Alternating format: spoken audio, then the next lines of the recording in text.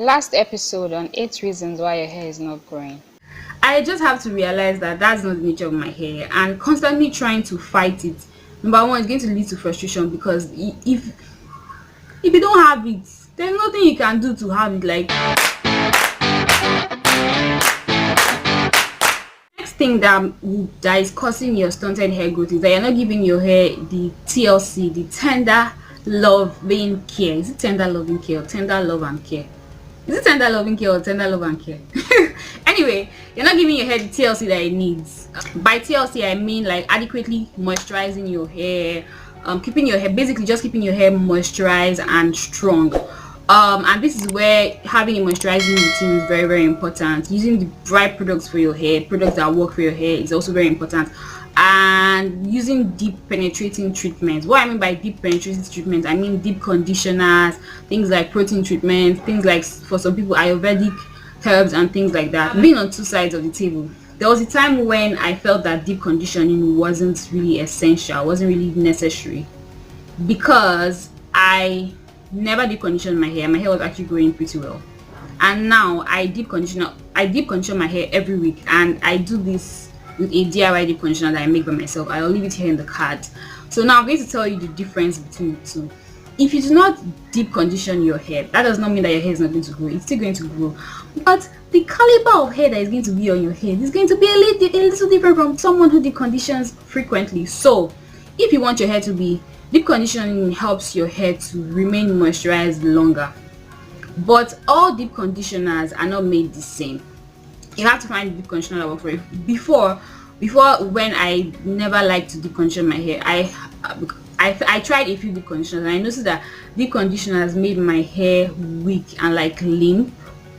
So that was why I never used to deep condition my hair. But now that I deep condition with DIY things, I'm able to mix things up to fit what my hair needs. So now I'm beginning to reap the benefits of deep conditioner. So I feel like you need to find deep conditioner that works for you. Not all deep conditioners are not created the same.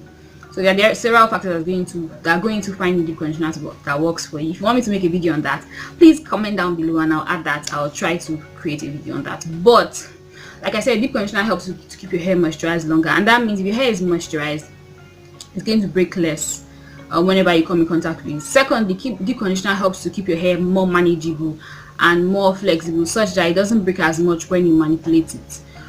So when I never used to deep condition my hair used to break more than now that I deep condition. So if you compare the ball of hair I used to lose back then when I never used deep condition, that my hair was a lot shorter, it's bigger than the ball of hair I normally lose now that my hair is a lot longer that I deep condition, because I lose a lot less hair now. The key to defining curls is actually moisture. So deep conditioning frequently helps to keep your hair moisturized such that your curls start to pop more. When I say deep conditioner in general, I mean like hair masks in general. So like I said before, like protein rich deep conditioners, moisture rich deep conditioners, hair mask, DIY hair mask, Ayurvedic hair treatment and things like that. That's what I mean like when I talk about like deep conditioner and things like that. Thing that is stunting your hair growth is that you use too many hair products.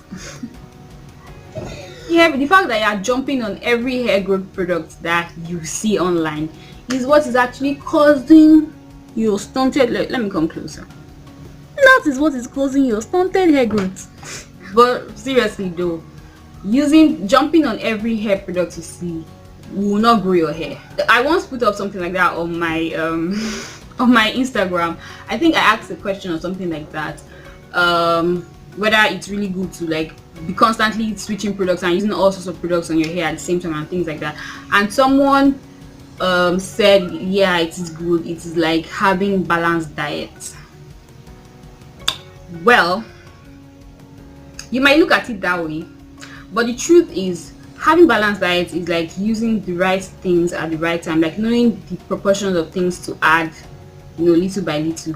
But using all sorts of different hair products every minute, like just jumping them together. You hear that this is good, you jump, you buy it, you use it. You hear that this is good, you jump, you go and buy it, and you're using all sorts of things on your hair. It's like going to a party and you see all sorts of food on the menu, and you ask the server to bring you one item of every option on the menu. What will happen when you eat everything? You have diarrhea. You're going to purge. Like, products are made with different sorts of chemicals and things like that, and you don't really do not know the kind of reactions that happen when you mix up all sorts of different products and you're using different things every week. You do not have like a staple. First, for influencers, people that do ads and things like that get paid to do ads, it's actually very, that is one part that is really tricky. If you are always accepting offers to do ads on everything and you're using all the products, over time you're going to see the effects on your hair. Your hair is going to start to fall off, or it's going to start to look weird and act weird. So really, it's okay for you to have staples, what you use all the time. Then once in a while you can just try out new things to see how they are and to see if you're going to add that to your routine. But if you're always switching and changing every time every wash day you're using new set of products, next wash day you're using new set of products, you're going to confuse your hair. I've said, I don't know if I've mentioned this here on my channel, but I've said it on my YouTube, rather on my Instagram.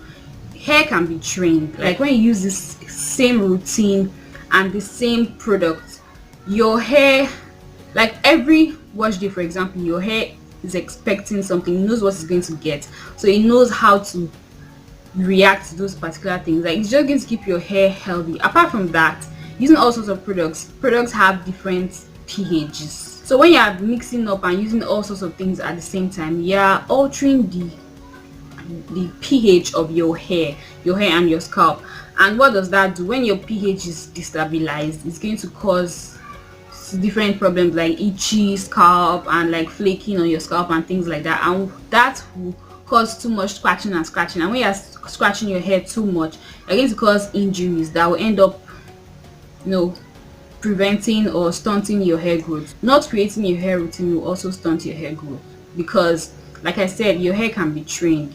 If your routine is all over the place, you do not have a fixed routine, okay, like, you're just going to confuse your hair, because the day you feel like you wash your hair, the day you don't, you leave it. Like, confused hair will not grow. There are so many factors that go into creating a hair routine, but basically, have a routine. If you're going to be washing and deep conditioning your hair every 2 weeks, then okay, this is my routine. Every 2 weeks, your hair expects that it's going to be washed every 2 weeks, and that way you're going to master things that will help to keep your hair healthy within those periods, because you always have your hair in mind, so that you give it the care that it needs based on that your routine. The thing that is stunting your hair growth is the fact that you do not take time out to understand your hair. Everyone's hair is different, like I've said a million times already in this video. So you really need to take time out to understand your hair. I really do not recommend leaving your hair care to someone else's. Some people that wear protective styles all through the year, the only time that they come in contact with their hair, that contact is done by a stylist. The problem with the thing about that is that, fine, if your stylist is really good, you may have hair that will grow, like your hair may actually grow really long and things like that. But the problem with leaving your hair care to someone else is that, what if that person moves to another city or something, and that's why you see certain people with really long hair that is always locked up in wigs or protective styles, and then just one day of exposure, because like you feel like, oh, let me wear my hair out today, and then they encounter so much breakage, and it's like all their years of work, or the work of their stylist, just gets destroyed in one day. So it's okay to go to stylists and to go to salons for treatment and like certain things, like when you have problems with your hair. But like for a day-to-day hair care, just make sure that you put it in your hand. That will help you to understand your hair. And peradventure, when you get into a point where you have a setback, because we've all been there, if you've never had a setback, you're most likely going to in the future. There's going to be a time when you're going to have a hair setback. You have a setback, the fact that you understand your hair is going to make it easier for you to bounce back. So not understanding your hair is the key to stunted hair growth. Also, another thing that's very related to really understanding your hair is like understanding the properties of your hair. Things like how your hair reacts to certain things, certain weather conditions, certain products, certain ingredients. What's the nature of your hair? Is it thick? Is it thin? How fast does your hair hold in moisture? How fast does your hair dry out? This is what some people like to call porosity. Just basically knowing your hair. You really do not need to know all the science behind it, and it will make you really understand when you've done something that your hair doesn't like. But if you do not know what is the norm for your hair, for example, for me, I know that my hair shrinks a lot. Like, that's the nature of my hair. So when I use products, or like when I do routines, or when I do something and then somehow my hair is not shrinking, it dries out, I did not touch it and anything, and it's not shrinking as much as I'm used to, I know that something is wrong, because I know that the nature of my hair is to shrink, because I know that my hair shrinks. I do something and suddenly my hair stops shrinking, I know that, oh, I've done something wrong that may damage my hair, because I really understand the little tiny details of my hair, like in general. And I feel like there's so many tips online about hair care and things like that, but if you really do not understand your hair, you're going to be jumping from one routine to another and from one tip to another, because you're going to hear one video will say that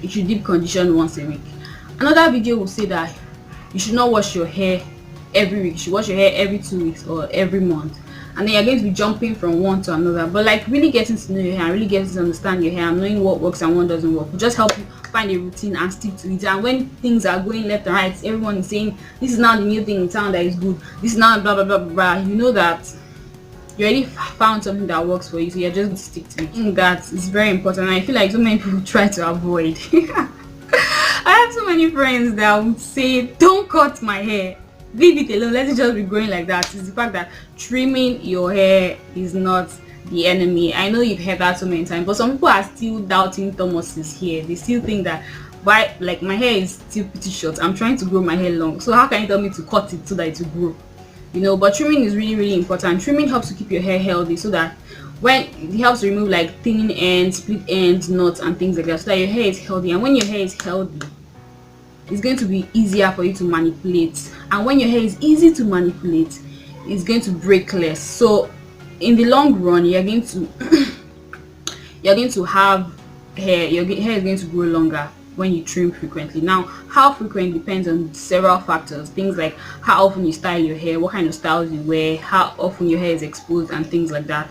But basically, you should trim your hair every 3 to 6 months. Some people can pull off trimming their hair once a year, but I don't recommend you going over 1 year without trimming your hair. So try to make sure that you keep your hair trimmed. It's going to help you grow your hair, like, really. And apart from the fact that it's going to help you grow your hair, it's going to help you keep your hair looking healthy. There's just something, if your ends are unhealthy and thin, it's going to give your hair the overall look of being unhealthy. And that's one trick I always use that makes my hair look really healthy. Like, I've seen, like, when I put pictures and videos, so many people tell me, oh, your hair looks so healthy and things like that, and I owe that to trimming. If you've been following me, if you've been watching my videos, you know that I trim my hair, routine trims every 3 months. But apart from that, I like to keep a pair of hair shears near me whenever I style my hair, so that if I notice any split ends, any knots or anything that I cannot undo, I go ahead and cut as soon as I notice them. That just helps to keep my hair healthy, like, all through the year. And also, when I do my detailed trim every 3 months, I do not have to cut as much hair. So despite the fact that I trim my hair frequently, whenever I do my routine trims, you're not going to see any difference in length. My hair is not going to look shorter, because I try to keep my hair healthy by cutting it, like, frequently. Try to make sure that you don't end up being too scissors happy, that you end up cutting what does not need to be cut, because that will help, that will just make your hair stunted. Your hair is going to look healthy actually, but it's going to remain at the same length or even keep getting shorter because you are cutting hair that doesn't need to be cut. I have a video that shows you how I trim my hair, so I'm going to leave it in the card. It's an old video actually. I really need to make an updated one, but how I trim my hair hasn't changed too much, so I believe that you find that video helpful. So I'll leave it in the cards for you guys to watch. And final tip that I'm going to share with you guys, and this is so is really related to the first tip I shared with protective styles, is that you make your styles too tight. And this doesn't really have to be only with protective styles with extensions or protective styles with just your hair. Even when you do styles like buns and puffs, and basically anytime you style your hair, just try to make sure that you don't make it too tight, especially when you have kinky hair. The kinkier your hair, the more damage you're going to cause when you make your styles tight, and I'll explain why.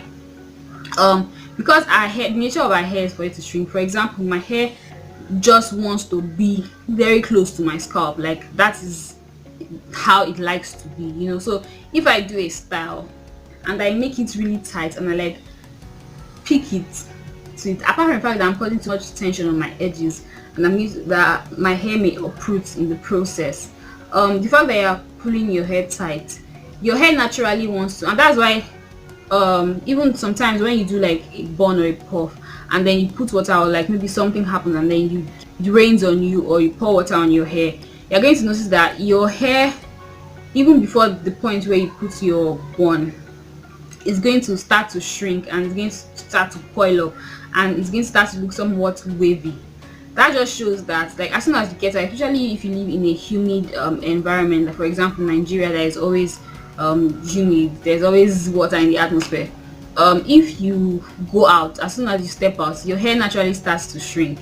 And what happens when it starts to shrink? It naturally is pulling away from the hair tie that you have held. Let me show you guys. So for example, let's say I'm pulling my hair now and I put my hair tie here really tight, like this. Maybe it's like a bun. My bun is on this position and I pull it this way really, really, really tight.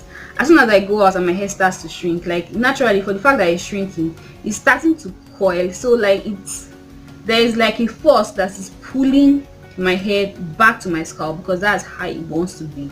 And then there's another force that this hair tie is placing on my head because it's pulling it away from the scalp. So what happens when you have, it's like that game of, I don't know, a tug of war or so, where you have some people on this side and some people on this side, and these people are pulling against it like a rope, and the other people are pulling against the rope. What happens if one is more than the other? Like if the hair tie, the force on the hair tie is really, really tight, the force is stronger than the force of your shrinkage, you're going to have your hair uprooting, and that's when you have things like your hair uprooting and you have traction alopecia and things like that.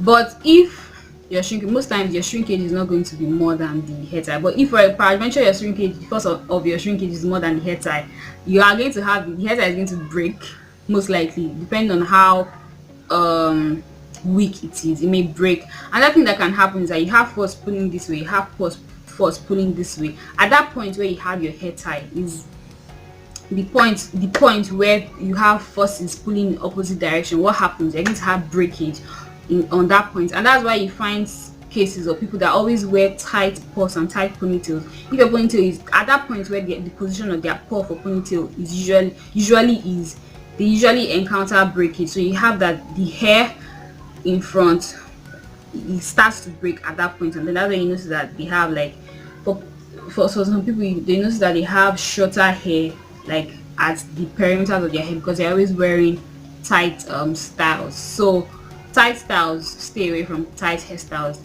There are so many people overlook it, but that's actually one of the major reasons why people have stunted hair growth. I feel like I've talked too much. I don't know how long this video is. I'm going to try to edit it so that it's really, really short, as short as I can, but I've been talking for a really long time.